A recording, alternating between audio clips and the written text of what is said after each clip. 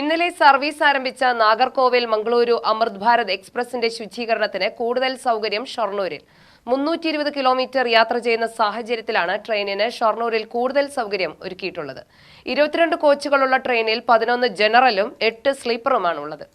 ആഴ്ചയിൽ ചൊവ്വ ബുധൻ ദിവസങ്ങളിൽ മാത്രമാണ് സർവീസ് ഉള്ളത്. ട്രെയിനിന്റെ അറ്റകുറ്റപ്പണികൾക്കുള്ള ഷെഡ് നാഗർകോവിലാണ്. കോട്ടയം, ഷൊർണൂർ, കോഴിക്കോട് സ്റ്റേഷനുകളിലാണ് ശുചിമുറികളിലേക്ക് വെള്ളം നിറയ്ക്കാനുള്ള സൗകര്യമൊരുക്കിയിട്ടുള്ളത്. ബോഗികൾ ഉൾപ്പെടെ ട്രെയിൻ ശുചീകരിക്കാൻ ഷൊർണൂരിൽ മാത്രമാണ് ഇടയിൽ സൗകര്യമുള്ളത്.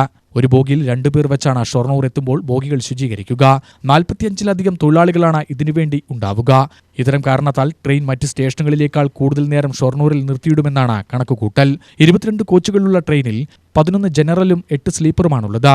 തിരുവനന്തപുരത്ത് നടന്ന ചടങ്ങിൽ പ്രധാനമന്ത്രി നരേന്ദ്രമോദിയാണ് കേരളത്തിന് അനുവദിച്ച ഈ 3 അമൃത് ഭാരത് ട്രെയിനുകളുടെയും ഉദ്ഘാടനം നിർവഹിച്ചത്. നാഗർകോവിൽ നിന്ന് ബാംഗ്ലൂരിലേക്കുള്ള ട്രെയിൻ ചൊവ്വാഴ്ചകളിൽ രാവിലെ 11:40 പുറപ്പെട്ട് ബുധനാഴ്ച രാവിലെ 5 ബാംഗ്ലൂരിലെത്തും. തിരിച്ച് ബാംഗ്ലൂർ ജംഗ്ഷനിൽ നിന്ന് രാവിലെ 8 പുറപ്പെട്ട് രാത്രി 10:05 നാഗർകോവിലെത്തും. തിരുവനന്തപുരം, കോട്ടയം, ഷൊർണൂർ വഴിയാണ് യാത്ര. ആകെ 19 സ്റ്റോപ്പുകളാണ് ട്രെയിനിനുള്ളത്. എന്നാൽ യാത്ര ആരംഭിക്കുന്നതും അവസാനിപ്പിക്കുന്ന സമയവും മാത്രമാണ് റെയിൽവേ പ്രഖ്യാപിച്ചിട്ടുള്ളത്. ഓരോ സ്റ്റോപ്പുകളിലും നിൽക്കുന്ന സമയക്രമം റെയിൽവേ അടുത്ത ദിവസം പുറത്തുവിടും. UTV news, Palakkad.